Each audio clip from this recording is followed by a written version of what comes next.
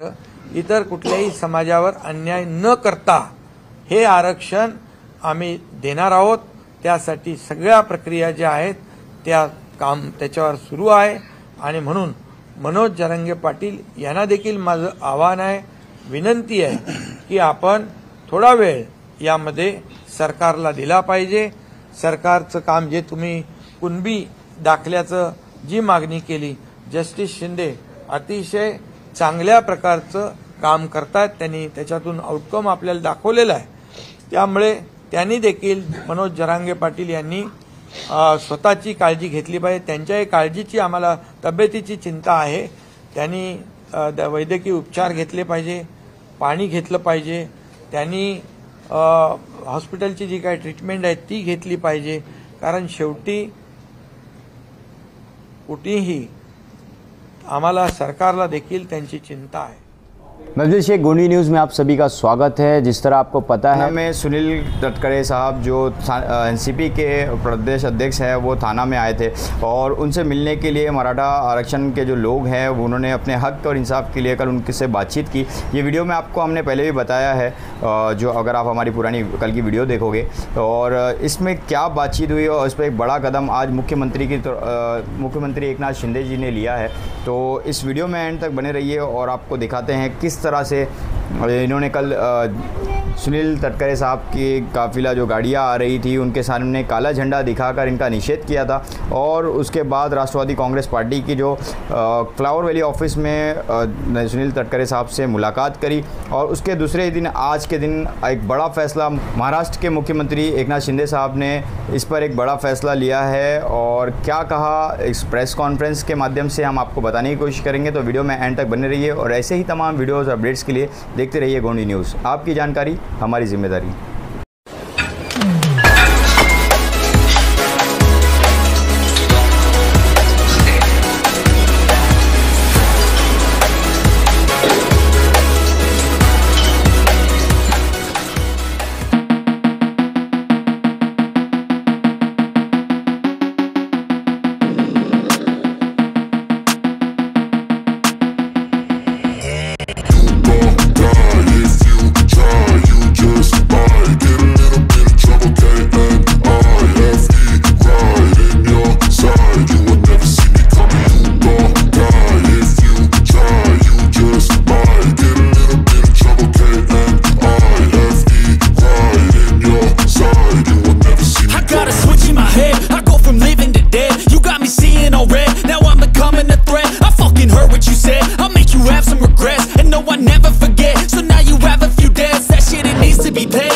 Some sort of pain, you caused a permanent stain which has determined your fate. I've never seen so clear, I feel the end and it's near. The day of reckoning's here, the sound of deafening fear.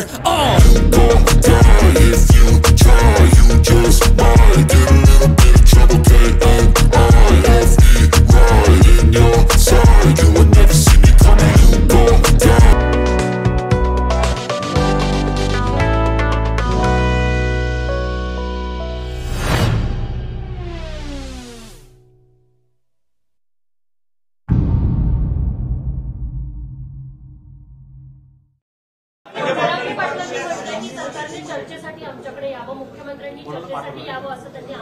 नहीं, यामध्ये एक मी हिंदी में जरा बोल दो। आज की बैठक बहुत ही महत्वपूर्ण रही है। मराठा आरक्षण के बारे में सभी हमारी उप समिति की बैठक थी, उप समिति के सभी मेंबर थे और सभी अधिकारी थे, एजी थे और जो मागास वर्ग आयोग है उसके निर्गुड़े जी थे, जस्टिस शिंदे जी थे और सभी लोग आज बड़े पैमाने पर चर्चा हुई है, सब पॉजिटिव चर्चा हुई है। और इसमें जस्टिस शिंदे सर की जो कमेटी है उन्होंने प्रथम रिपोर्ट जो है सादर किया हुआ है, कल हम कैबिनेट में रखेंगे और उसके ऊपर हमारे महसूल मंत्री जी आगे के जो कार्रवाई के निर्देश है अपने लोगों को देंगे महसूल विभाग के। ये एक निर्णय हुआ है और इसमें दूसरा एक निर्णय ऐसा हुआ है जो जस्टिस है भोसले साहब और गायकवाड़ और शिंदे, जस्टिस शिंदे, इनकी एक कमेटी गठित की गई है एडवाइजरी कमेटी के रूप से। वो सरकार को भी गाइड करेगी और मागास वर्गीय आयोग को भी मदद करेगी। ऐसा एक भी निर्णय हुआ है। एक सीनियर एडवोकेट का जो है सीनियर काउंसिल का एक टास्क फोर्स जो गठित किया है, उसे ये जो कमेटी के लोग हैं ये मदद करेंगे। उनके साथ एक जल्दी बैठक होगी। और जिन्होंने जब देवेंद्र फडणवीस जी मुख्यमंत्री थे तब जो आरक्षण दिया था और वो जब चैलेंज हुआ हाईकोर्ट में, तब कई ये इस मराठा आरक्षण में जिन्होंने काम किया, जो तज्ञ लोग हैं, जो अनुभवी लोग हैं, उनके साथ भी बैठक वहां पर करने का फैसला किया है ताकि वो भी अपनी कुछ सुझाव दे सकते हैं। और इसके बाद जो जस्टिस शिंदे कमेटी का अभी मैंने कहा कि अहवाल सबमिट कर रहे हैं और उनको जो मोहलत उन्होंने मांगी थी 2 महीने की, क्योंकि उनसे उनकी कमेटी बहुत ही डीपली काम कर रही है और जो एविडेंस है जो पुराने वो ढूंढ रही है और इसलिए उन्होंने 2 महीने का समय मांगा। इसमें उनका कहना है कि और कुछ जो पुराने दस्तावेज है, पुराने जो पुरावे हैं वो मिलेंगे तो और ज्यादा मराठा समाज को न्याय मिल सकता है।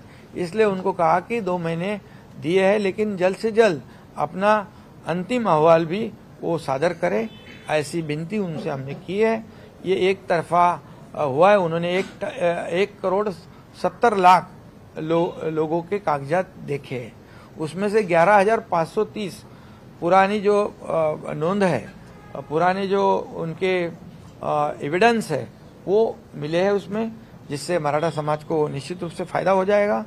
और दूसरी तरफ जो सुप्रीम कोर्ट में ये जो मराठा आरक्षण जो मुख्यमंत्री देवेंद्र फडणवीस जी के जमाने में हम लोग साथ में ही थे, सब चंद्रकांत पाटिल जी है, हम लोग सब थे, और वो जो हाईकोर्ट में जब चैलेंज हुआ तो हाईकोर्ट में उसको प्रोटेक्ट किया, हाईकोर्ट ने कंफर्म किया और दुर्भाग्यवश सुप्रीम कोर्ट में वो रिजेक्ट हुआ।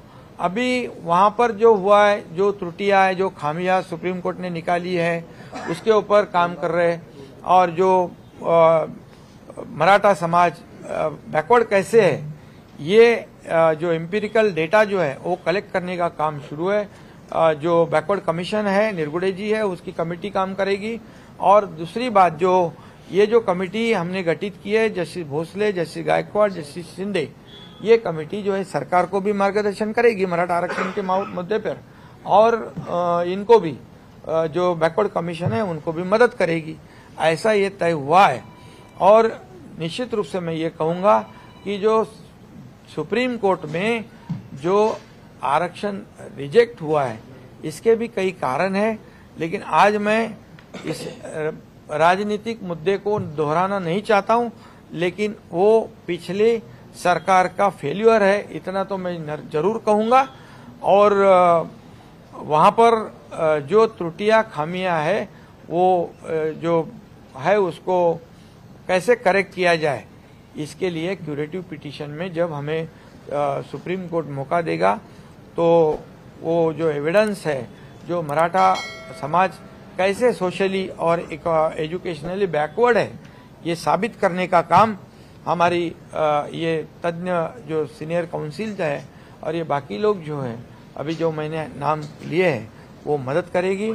और मैं इतना विश्वास के साथ कह रहा हूँ, दावे के साथ कह रहा हूँ कि जो मराठा आरक्षण जो है समाज को देना है वो नियम के अनुसार जो टिकने वाला, जो कानून के दायरे में बैठने वाला ये आरक्षण देना, ये सरकार इसके लिए कटिबद्ध है, ये हमारी जिम्मेदारी है, उसके ऊपर हम काम कर रहे हैं।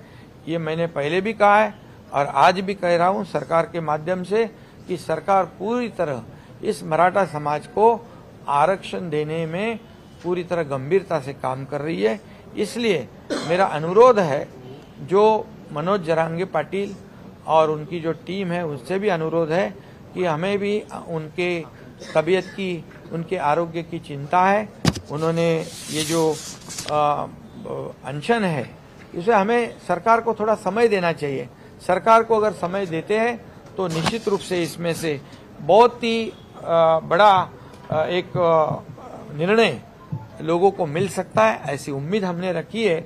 और आज राज्य में जो लॉ एंड ऑर्डर की सिचुएशन, जो दुर्दैवी घटनाएं घट रही है, इसे भी रोकने की आवश्यकता है।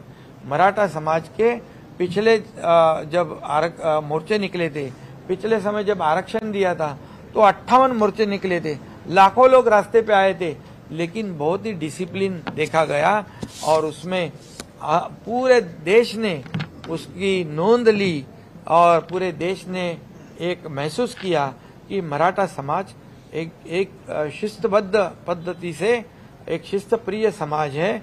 ये लॉ एंड ऑर्डर को भी बनाए रखने में बहुत ही मदद करने वाला है, ऐसा अनुभव है।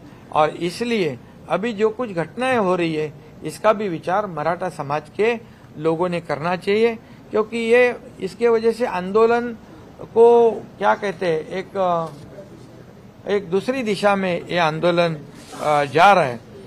इसलिए मैं इतना ही कहूंगा कि ये सभी लोगों ने सोचने की आवश्यकता है।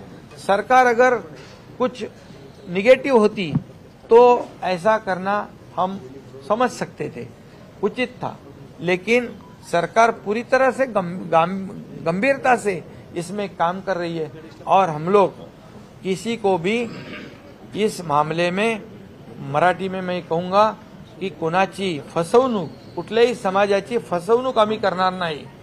म्हणजे वेळेवर वेळ काढूपणा बिलकुल आम्ही करणार नाही।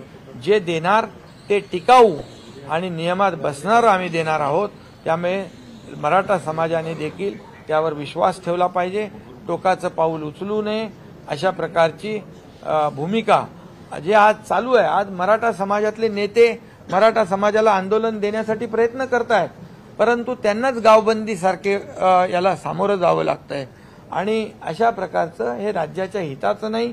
समाजामध्ये तेढ निर्माण होईल अशा प्रकारचा काही लोक प्रयत्न करतायत, याची देखील दखल मराठा समाजाने आणि मराठा नेत्यांनी या संघर्षातल्या घेतली पाहिजे आणि सरकारला वेळ दिला पाहिजे, एवढीच माझी विनंती आहे, एवढंच माझं सगळ्यांना आव्हान आहे।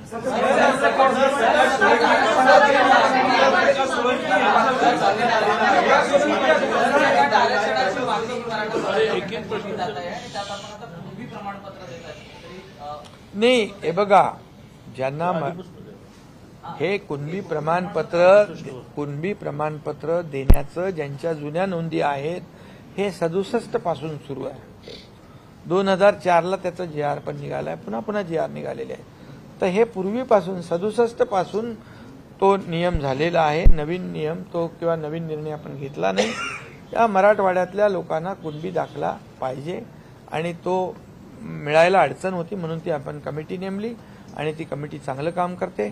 आणि मेन जो आहे मराठा आरक्षण, या मराठा आरक्षण देण्याबद्दल तर मी बोललेलो आहे। मराठा आरक्षण देण्याबद्दल जे रद्द सुप्रीम कोर्टात झालंय ते आपण क्युरेटिव्ह पिटिशनच्या माध्यमातून आपण त्याच्यावर काम करून मराठा समाज मागास कसा आहे हे पूर्णपणे पुरू करण्याचं काम सरकार करेल।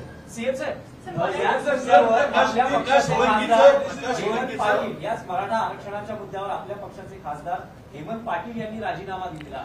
हे बघा, हेमंत पाटील यांच्याशी माझं बोलणं झालेलं आहे। मराठा समाज जेव्हा एखाद्याच्या समोर येतो, भावनिक होतो आणि त्या भावनेपोटी त्यांनी केला असेल, पण याच्यामध्ये एकच सांगतो तुम्हाला, आमच्या सगळ्यांचं, काय हेमंत पाटील काय किंवा इथं बसलेले सर्व काय, आमचा उद्देश एवढाच आहे की मराठा समाजाला लवकरात लवकर टिकणारं आरक्षण मिळालं पाहिजे।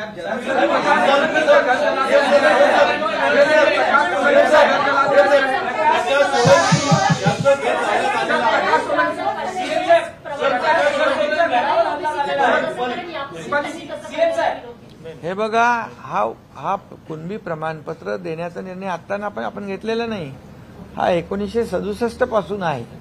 त्या मिळण्यामध्ये ज्या अडचणी होत्या त्या दूर करण्यासाठी जस्टिस शिंदे कमिटी आपण नेमली आणि त्याचाच कार्यभार सुरू आहे।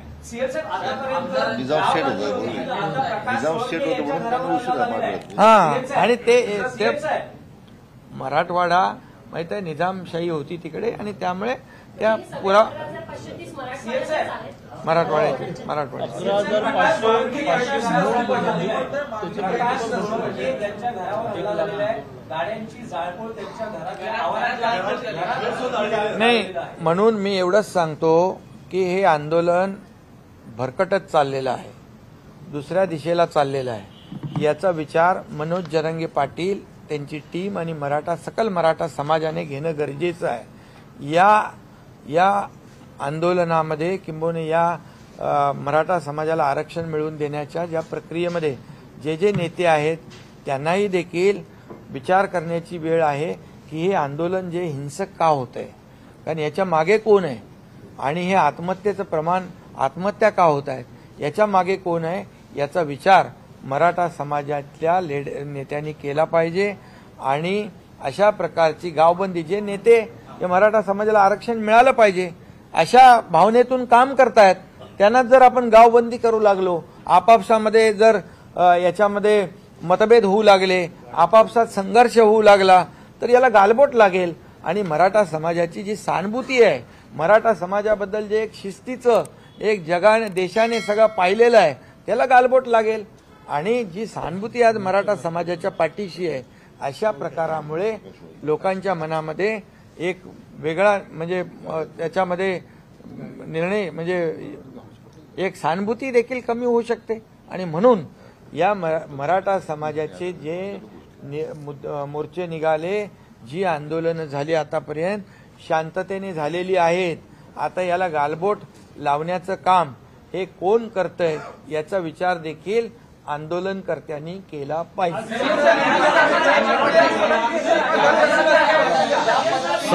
आणि तुम्हाला पण एक मिनिट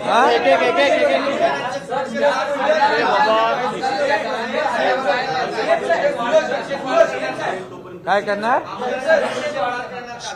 ऐका, एक पहिली गोष्ट तुम्हालाही सांगतो, मी मीडियालाही सांगतो, मी सगळ्या, तुम्ही लोकशाहीचा चौथा स्तंभ मानता ना स्वतःला, लोकशाहीचे चौथे स्तंभ आहात तुम्ही.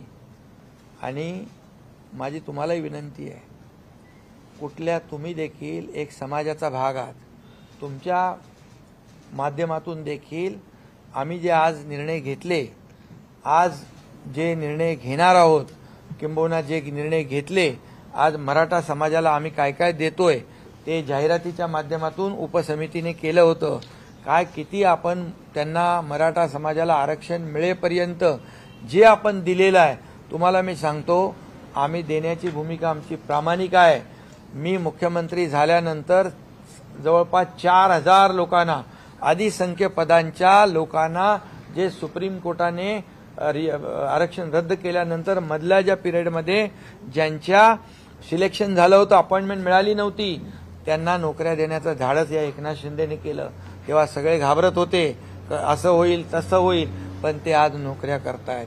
त्याचबरोबर सारथी, बार्टी, अण्णासाहेब पाटील आर्थिक विकास महामंडळ या माध्यमातून देखील आज जवळपास 67,000 तरुणांना अण्णासाहेब पाटील आर्थिक विकास महामंडळाच्या माध्यमातून 5,800 कोटीचं कर्ज वाटप झालंय. त्याचं व्याज आम्ही सरकार भरतोय. आणि त्याच्यामध्ये देखील आम्ही आज ठरवलं की बँकेचं लोन सुटसुटीतपणे मिळालं पाहिजे, सुलभतेने मिळालं पाहिजे. आणि त्याला जो मराठा तरुण आहे त्याला उद्योग करण्यासाठी योग्य मार्गदर्शन मिळालं पाहिजे. अशा तज्ज्ञ लोकांची देखील त्या कमिटीमध्ये आम्ही नियुक्ती करतोय. सारथीला देखील, सारथीमध्ये देखील IAS, IPS, MPSC खूप मोठ्या प्रमाणावर मुलं त्याचा फायदा घेत आहेत. आणखी त्याच्यामध्ये जॉब ओरिएंटेड कोर्सेस देखील आम्ही त्याच्यामध्ये टाकलेले आहेत. आणि त्याची संख्या जी आहे ती संख्या देखील समान सगळ्यांना केलेली आहे.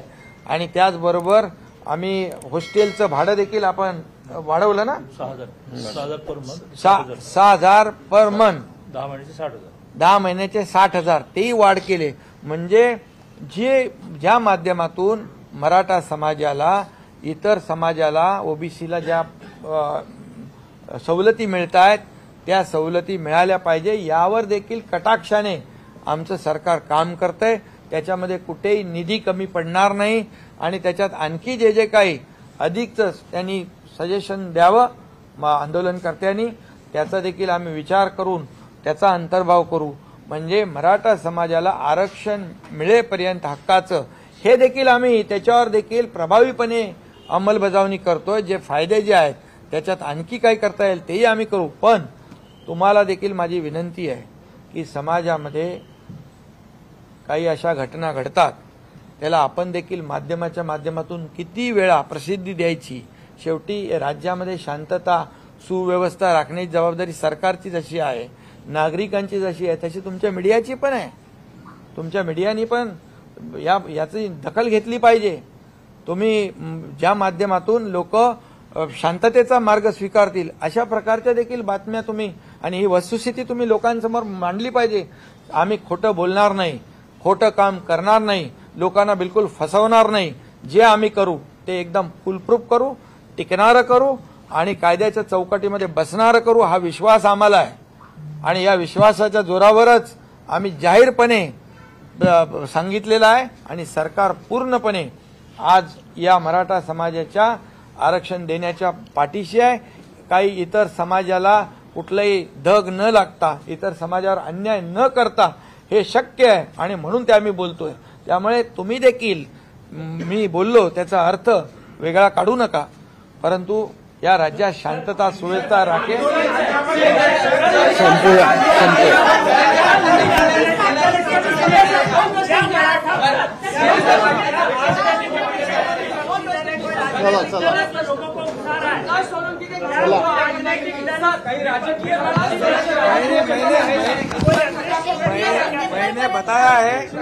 मैंने बताया है मराठा समाज निश्चित रूप से उसकी जांच करेगा, उसको नक्की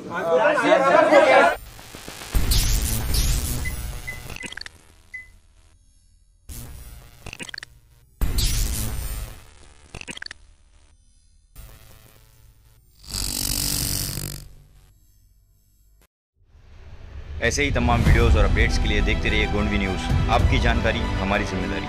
जिसने अभी तक हमारे चैनल को सब्सक्राइब नहीं किया है, सब्सक्राइब करके बेल आइकन जरूर दबा लीजिए और इस वीडियो को ज़्यादा से ज़्यादा ग्रुप में शेयर करिए। ये वीडियो आपको कैसे लगी कमेंट्स करके ज़रूर बताइए। जय हिंद, जय महाराष्ट्र।